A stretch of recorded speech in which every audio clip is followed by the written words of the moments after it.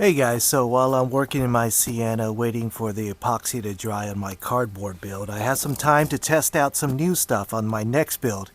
Yeah, I got a bunch of builds going on. But anyways, this is going to be on the full-time RV build, and it's going to be a little bit more fancy because the concept of that build is going to be a full-time camper, so things need to be a little bit more yeah, a little bit more refined. So that's what I got here, and I got some things I want to show you guys.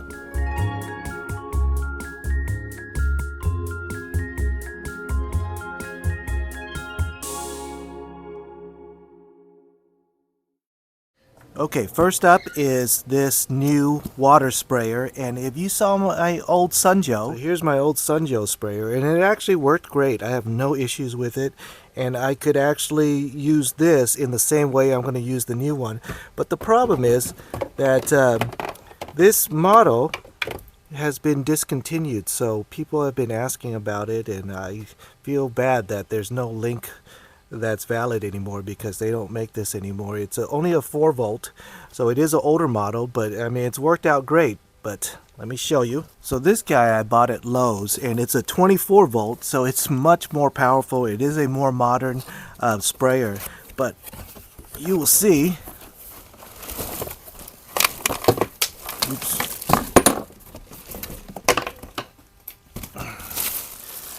that the design is a lot like the Sunjo, and the water is contained, which I really like in these sprayers, having a contained bottle. If you just use a water container, you'll have to open up the thing and then put in the tube and then close it. When you travel, it's not that great, but in units like this, you know, it's all contained here, and this one is a 24-volt, so it's gonna last you a long time between charging. Let me show you my. All right, so this is my old kitchen faucet, and it actually, again, it does work great. There's no issues with it at all.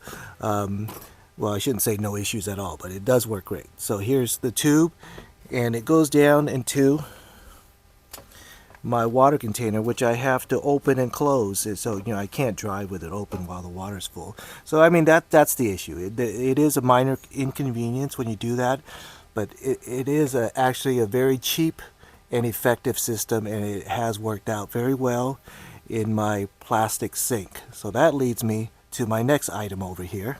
And man, this is going to be an upgrade from that sink. This is an upgrade on the sprayer, but this is going to be an upgrade on the sink.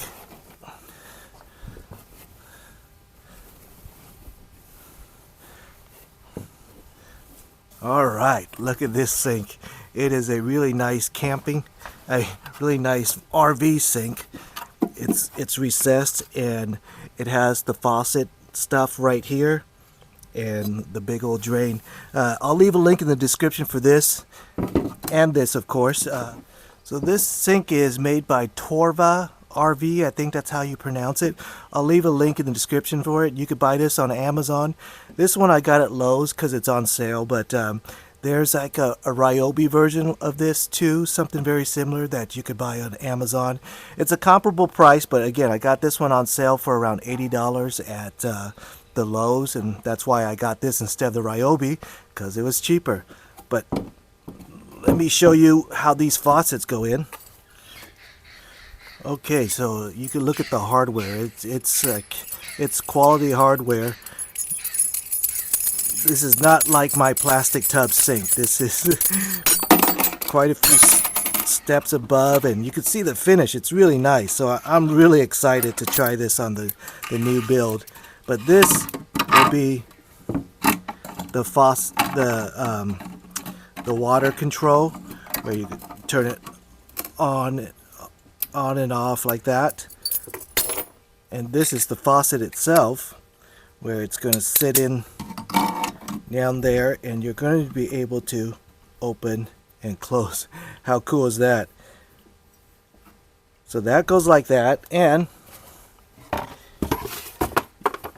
I have this really nice cutting board to go on top of it. Now, here's the challenge. The plumbing for this is standard plumbing stuff. I mean, you could hook this stuff up to your house. How am I going to use this sprayer with this guy? That's what we're going to figure out today. Okay, so let me show you the hardware. So again, this is the control handle, hot, cold, on, off. And it is made, for a full RV with hot and cold water. I will only be using one temperature water, so that's my first challenge. These things will go into here. You have your hot and your cold lines like here, and this line right here, when you open up the valve to either the hot or cold, will go into this guy right here, and he right here, that's a real easy fit, and then plug into the inside of this faucet.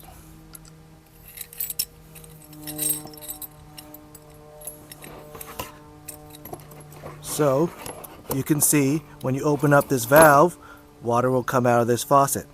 So my challenge is to convert this into something that this guy can use. So what I have is, I bought these fittings, and we'll see if it works. I haven't hooked it up yet, but I'll try to find links for this. I bought these from Home Depot. Don't know if it's going to work, but we're going to find out. So this pump comes with its hardware, and there's a sprayer right here. You would normally tie this right here, and there's a wand. If you want to use this as a normal garden sprayer, you would have something like this, but we all know that's not what I'm going to do. So let me take this off and put this aside for now, and we're going to hook this guy up to here, and once that guy is plugged in, I can turn it on and off and control what comes out of here. So I need to get this guy into this guy, and I'm going to have running water. That's the idea. Alright, so the first guy I need to do is, I have this union adapter that goes from 5/8 to 3/4, and you do need compression. There's, I think, 3 main different types that these things come in, but you want the compression type. Okay, first on this nozzle, I need this guy right here. Put this away. I'm going to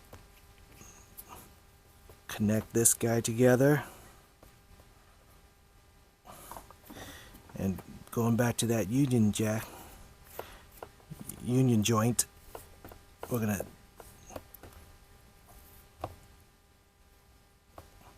put that in there, and hopefully, if everything works, right now I'll have to add some Teflon tape later for a good seal, but right now, if a little bit of water drips out, that's okay. I just want to test to make sure everything's working before I do all that. So next up, I need the adapter. So this is 5/8, so I need to go 3/4 to this size. Okay, I need the washer, so let me go. So now I'm going 5/8 to 3/4.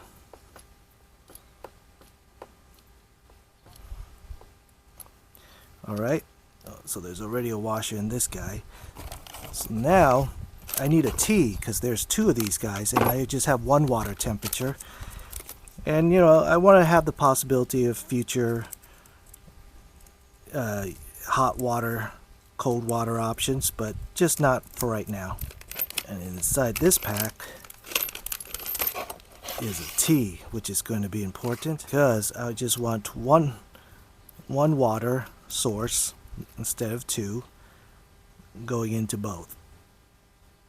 Okay, so now I got water coming from here into here, and now I could go hot and cold.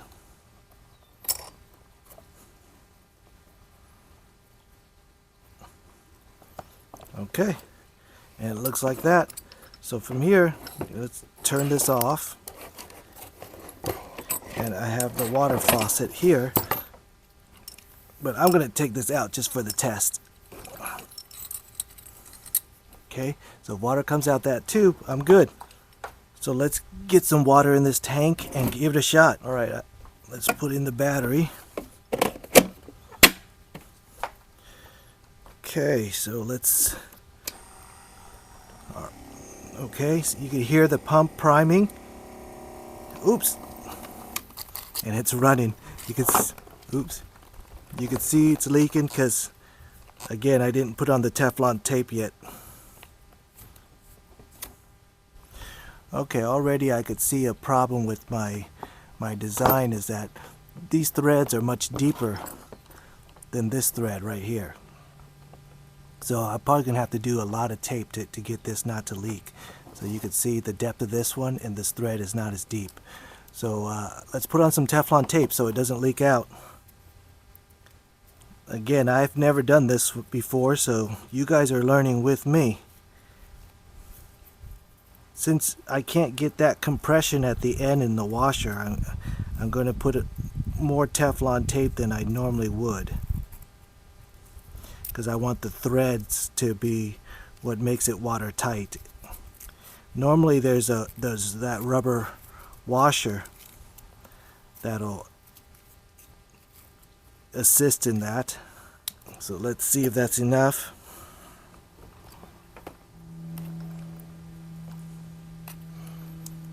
Let's try it.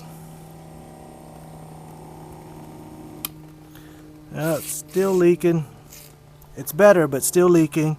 So let's try to find a better solution. Alright, so after thinking about this more, I'm going to end up doing what I really was trying to avoid doing, and that was just cutting this line. There's just no way that I could think of to get it. So I'm going to cut this line.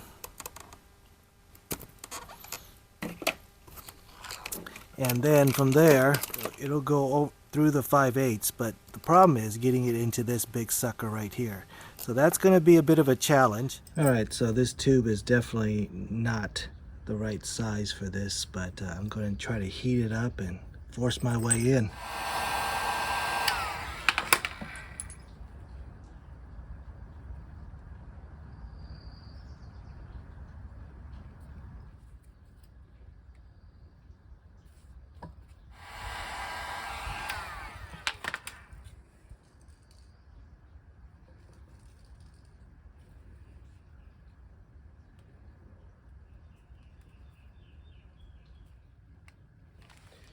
Alright, I really don't want to do this anymore.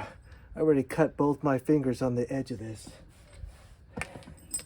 So, I don't necessarily recommend this route, but hopefully that'll work now.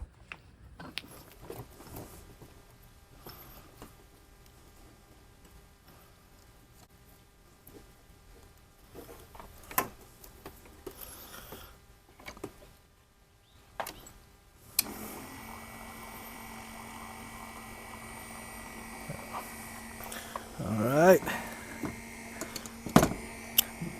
getting some moderate leaking, which is okay, because just need to tighten it up a little bit more.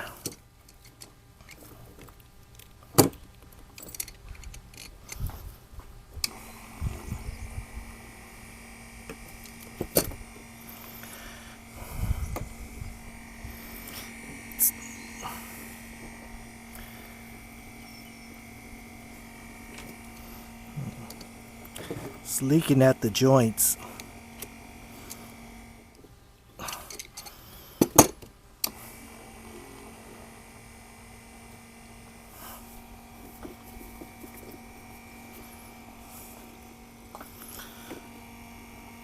Okay, now it looks like we have a dry system. So, if I turn on this knob, this should turn on.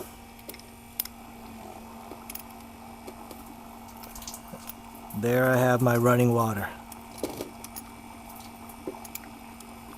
But alright, so let's hook everything up to the sink and then give it a shot. Alright, so I mocked everything up to the sink. So this is the way it's gonna go. And let's make a mess. Turn on the pump.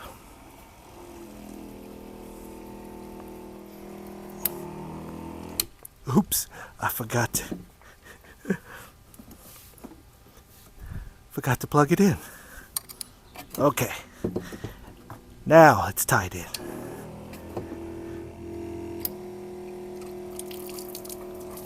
Alright, there I have my water faucet. I'm making a mess down there, but just to show you it works. Alright. Now I'm going to clean up this mess, put everything away, and then hook it back up in my full-time RV camper build. And that was a pain in the butt, but we figured something out, and it's definitely Miller time.